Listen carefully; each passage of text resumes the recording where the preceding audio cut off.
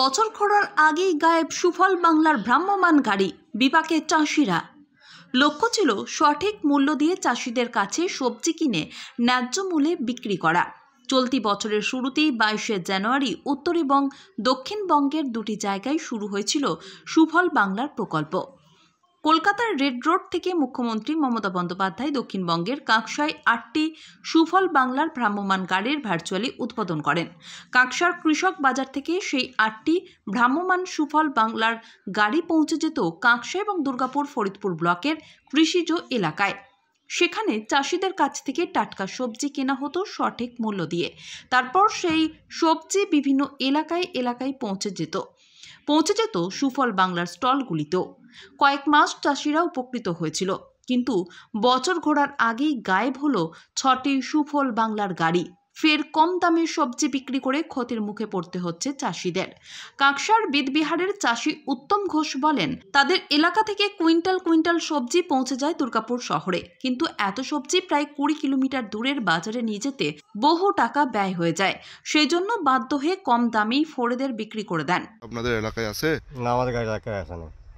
কতটা সমস্যা হয়? আমাদের সমস্যা, সবজি বিচার সমস্যা, সব দিক থেকে সমস্যা। আমাদের সবজি মাঠে রয়েছে, আমাদের এইখান থেকে নিয়ে যেতে হলে দুর্গাপুর নিয়ে যেতে হয়েছে, আর গ্রামগঞ্জে হাটে দাম নাই, তা আমরা কী করে খাবো? আপনারা তাহলে এখান থেকে কাদেরকে বিক্রি করেন সবজিগুলো? সবজি গ্রামে 2-4টা পাইকার আছে, তারা নিয়ে যায়। দাম পান ভালো? না, দাম ওই যে 30 টাকা মালটা 15 টাকা 10 টাকা দাম। কি চাইছেন আপনারা? আমরা চাইছি যে গাড়ি আসুক, মালগুলা দামে তুলে নিয়ে যাক, চাষিদের প্রফিট থাকবে। ওই গাড়ি আমাদের এখানে আসে না। তাহলে তো চরম সমস্যা মানে চরম সমস্যা। শীতের মরশুমে বাঁধাকপি, ফুলকপি, মটরশুঁটি, বেগুন সহ বিভিন্ন সবজি বিক্রি করে লাভের মুখ দেখছেন না। তারা চাইছেন সুফল বাংলার ভ্রাম্যমাণ গাড়ি চালু হোক এবং তাদের কাছ থেকে সঠিক দাম দিয়ে নিয়ে যাক কিনে। সুফল বাংলার গাড়ির চালক বাবর আলী দাবি করেন, 8টি গাড়ি চলত, 6টি গাড়ি অন্যত্র চলে গিয়েছে, তবে কোথায় গিয়েছে সেটা তার জানা নেই। দুখানা গাড়ি চলছে, উপস্থিত আছে, একটা গাড়ি চলছে আর একটা গাড়ি স্টক আছে। আর বাকি গাড়িগুলো সব ট্রান্সফার হয়ে গেছে, সব ফেরত দিয়ে দেওয়া হয়েছে। কোথাও কি করে কোনো সমস্যা হচ্ছে নাকি? এখানে সমস্যা বলতে গেলে এখানে চাষিরা মাল সেরকম পায় না, এখানে চাষিরা মাল দিতে আসছে না, এই কারণে আসে না। ওরা মানে 5 কিলো আমরা যদি মাল নেই, ওরা কিন্তু 5 কিলো মাল দিতে পারছে না। ওরা পুরোটাই মালটা, ওরা 20 কিলো আলু 50 কিলো আলু ওদের মালটা সবটাই নিতে পারে। আচ্ছা, মানে কিন্তু আপনাদের গাড়িতে তো অত জায়গা নেই। অত জায়গা নেই আর আমাদের অতটা সেল এখনো বাড়াতে পারিনি, ওই জন্য আমরা নিতে পারছি। এই দুটো গাড়ি এখন কোথায় পরিষেবা দিচ্ছে না? এই দুটো গাড়ি এখন দুর্গাপুরে পরিষেবা দিচ্ছে। দুটো গাড়ি দুর্গাপুরে পরিষেবা দিচ্ছে এবং 4টে লোকেশন চলছে। এদিকে ব্লকের বিজেপির সহসভাপতি ইন্দ্রজিৎ ঢালি তৃণমূল সরকারকে কটাক্ষ করে বলেন, এ রাজ্যে প্রকল্প ঘোষণা রাজ্যে পরিণত হয়েছে, কিন্তু মানুষ কোনো সুবিধা পাচ্ছে না। পশ্চিমবঙ্গ তো এখন প্রকল্প ঘোষণার রাজ্য হয়ে গেছে। গত জানুয়ারি মাসে রাজ্যের মাননীয় মন্ত্রী 8খানা সুফল বাংলার মোবাইল ভ্যান উদ্বোধন করলেন কিষাণ মান্ডি থেকে। সেগুলো এখন কোথায় রয়েছে কেউ জানে? তার কোথায় সেগুলো খোঁজ রাখে কেউ? উনি কথা দিয়েছিলেন পশ্চিম বর্ধমানের সমস্ত কৃষকদের কাছ থেকে তাদের উৎপাদিত ফসল ক্রয় করে মানুষকে সুলভ্য মূল্যে সেগুলো সরবরাহ করবেন। সেগুলো তো দেখতেই পাইনি কোনোদিন রাস্তায়। এই রাজ্য এখন শুধু প্রকল্প ঘোষণার রাজ্য পরিণত হয়েছে। প্রকল্প ঘোষণা হয়, তার বাস্তব রূপায়ণ জনগণ আমরা কেউই দেখতে পাই না।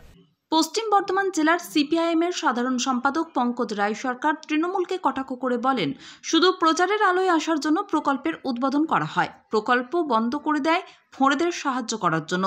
সুফলে বাংলা কুফলে পরিণত হয়েছে বলেও সমালোচনা করেন তিনি। এই সরকারটা তো ফোঁড়েদের সরকার, এই সরকারটা তো চাষি শ্রমিক তাদের সরকার নয়। এই সরকারটা ফোঁড়েদের সাহায্য করার জন্যই এই ধরনের প্রকল্প বন্ধ করে দেয়। আর এই প্রকল্পগুলো উদ্বোধন করে কেন?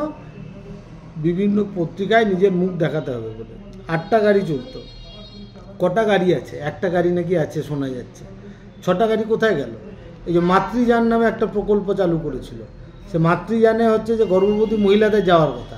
দেখুন, মাতৃযান হচ্ছে যে বিভিন্ন জায়গাতে অন্য কোনো কোম্পানিকে দিয়ে দিয়েছে, তাতে সব পেশেন্ট যাচ্ছে, গর্ভবতী মহিলারা সময় হচ্ছে মাতৃযান পাচ্ছে না।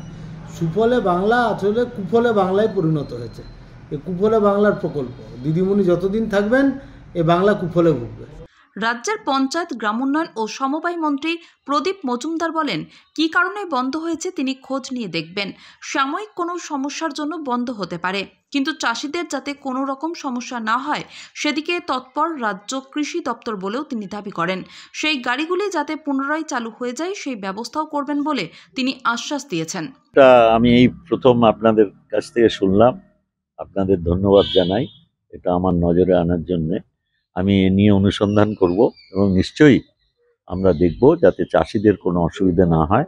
হয়তো সাময়িকভাবে কোনো অসুবিধে হয়েছে সেটা আমি জানি না, আমি খোঁজ নিয়ে নেব এবং সর্বোপরি আমি কৃষক ভাই বোনেদের আশ্বস্ত করতে চাই যে আমরা সর্বতোভাবে মাননীয় মুখ্যমন্ত্রীর নির্দেশে আমরা সবসময় তাদের পাশে থাকি। অতএব কোনো অসুবিধা যাতে না হয় বেশি দিনের জন্য আমরা সেদিকে লক্ষ্য রাখি। বাকিগুলো কেন চলছে না আমি খবর নেব। নিশ্চয়ই উৎপাদনে কোনো ঘাটতি ছিল সেই জন্য হয়তো চালাইনি, আমি জেনে নিই, আপনাদের কাছ থেকে জানলাম, আমি খবর নিয়ে নিশ্চয়ই ব্যবস্থা নেব। দুর্গাপুর থেকে তন্ময় দাসের রিপোর্ট, SDTV নিউজ।